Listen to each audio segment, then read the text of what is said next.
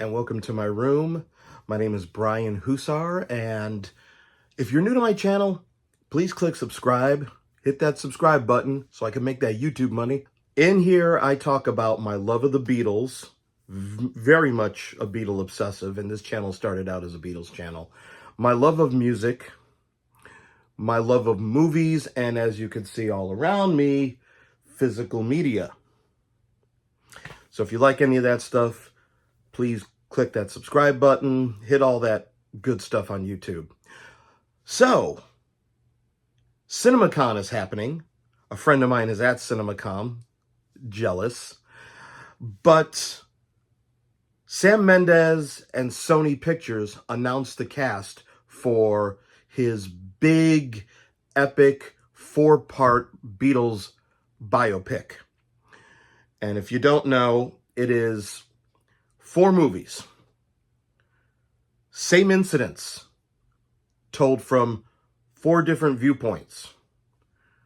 John movie, Paul movie, George movie, and Ringo movie, which I think is very interesting. I don't know if it's going to be the whole story or if they're going to focus on specific incidents. I don't know. But they announced the cast. And the internet world, the Beatles world, every world is all up in arms about this damn thing. Harris Dickinson is John. I just watched Baby Girl with Nicole Kidman from A24. I thought it was a phenomenal movie. Nicole Kidman, she's great no matter what. But this was my first time seeing Harris Dickinson. And I was very impressed with his performance in this film. I don't want to give too much away if you haven't seen Baby Girl yet, but it's a weird dynamic in the fact that Nicole Kidman is married to Antonio Banderas, and let's just put it like this. She hasn't been sexually satisfied. She's kind of bored. She's a big CEO of an Amazon-type company, and she's married to Antonio Banderas. I mean, how could you not be sexually satisfied being married to Antonio Banderas? Harris Dickinson, he plays a young intern at her company, and she's sort of attracted to him.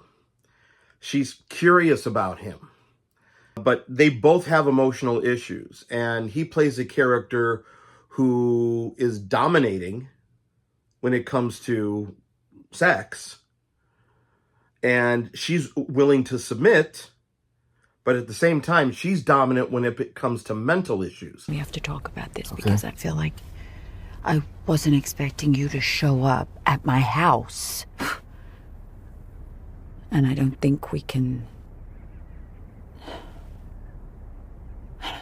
see each other outside of work anymore.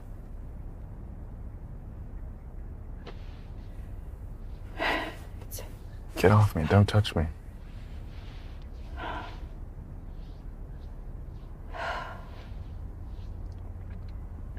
Romy, you know, I don't want a girlfriend, if that's what you're afraid of. No. Okay? Because you look like a mother, and I'm not interested in that. Well, it's true, so I'm not interested in that. Harris's character could be totally brutal and you know, very dominating, while at the same time portraying a vulnerability. I think that would work with somebody like John. Okay? Then you got Paul Mescal as Paul. I loved him in Gladiator 2. And I have my issues with Gladiator 2, especially since they made a Gladiator 2. But with him, he really did a good performance in there, and I'm excited to see him as Paul. Barry Keoghan was one of the first cast members announced as Ringo, and I've been a fan of Barry Keoghan for a long time. Young Irish actor.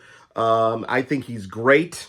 I'm glad I caught you, actually, because there was something I was wanting to ask you, actually, and discovering how much we have in common, well, just makes me want to ask you even more. We don't have anything in common. Don't skip ahead.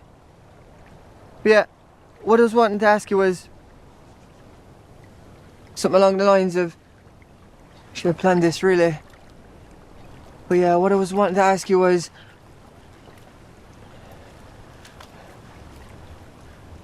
you probably wouldn't ever want to, I don't know, to fall in love with a boy like me, would you? I can't wait to see him as Ringo. He's already spoken to Ringo. And then the last one, I don't know too much about, Joseph Quinn as George. And they announced that a big cast photo of them. And immediately, what the hell is this? They look nothing like the Beatles. Blah, blah, blah. Why is this? Why do we have to have 4 movies? This makes no sense. Is this going to be like the 4 Kiss solo albums? They look like, the Ruddles look more like the Beatles. And other people reviewing the movie. I've seen it. This movie sucks. And it's got to be blah, blah. Somebody posted on the Sony Home Pictures, on the Sony Pictures Facebook page. This is terrible. They haven't even built the digital cameras yet, since this is going to be obviously shot digital. I don't even think the script is complete yet. The costumes haven't been designed yet, I don't think. I don't think sets have been built and locations chosen yet. Look, can we just wait until the movie comes out and judge it for ourselves? We live in a world nowadays where people review bomb things left and right. Audience scores and critic scores on Rotten Tomatoes. We don't go and look at individual critics anymore. We don't go and look at a Roger Ebert or a Gene Siskel and read their reviews. I still read A.O. Scott. And there's a number of people I still read. Instead, we just go by that Rotten Tomatoes score. It's a 90-something on Rotten Tomatoes. And then the audience score, sometimes the Rotten Tomatoes score is 50%, which is rotten, but the audience score is at like a 90. And it's like we're going by CineScore. We're going by all these scores, and because people are able to go and review bomb. They're even able to review the movie when it is listed on these sites before the movie comes up. Now, that's a great talent, to review a movie before it's ever released, before it's ever completed, before anybody has ever seen it. We're so quick to judge things nowadays. And it's like anybody with a keyboard has an opinion. We are quick to judge things nowadays, and we shouldn't be so quick to judge things. I can't wait to see it. I like Sam Mendes as a director. I mean, his first film, American Beauty, he starts out winning Best Director, worked with one of the best cinematographers in the business towards the end of his career, Conrad Hall. He follows that up with another great film, Road to Perdition. Kind of lost track with him there for a while. I do need to see, I think it's called Revolution Road with Kate Winslet and Leonardo DiCaprio. I gotta see that. He did one of the best Daniel Craig Bond films with Skyfall.